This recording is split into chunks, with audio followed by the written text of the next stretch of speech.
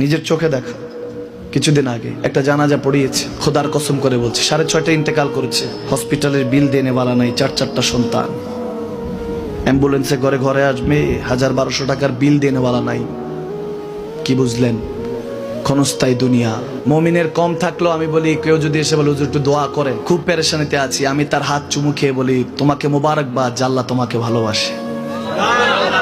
পেরেশানি তো মালিক দেয়, এই জন্য এটা রহমত মুমিনের জন্য। পেরেশানি দেয় যখন ফেরেশতারা বলে আল্লাহ চাইতেছে চাইতেছে, টাকা পয়সা চাইতেছে, বলে এটা কি? বলে ফাসেক, দে বিদায় কর, বিদায় কর।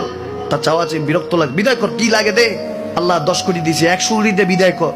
মুমিন যখন চাইতে থাকে আল্লাহ আমাকে কিছু লাগবে, যখন একটু করে চায় আমার মাটাকে সুস্থ করে দাও, বাবাটাকে আল্লাহ আমার স্ত্রীকে, আমার আমাকে একটু তৌফিক দাও, চাইতে থাকে মুমিন। আল্লাহ বলে যখন ফেরেশতারা দেখে মুমিন চাচ্ছে, দেরি করতে পারে না, তাড়াতাড়ি খাজানা নিয়ে দিতে নেবে, আল্লাহ বলে রাখোস না, এত তাড়াহুড়া কিসে? তার চাওয়ার মধ্যে তো প্রেম আছে, একটু চাইতে দেস না।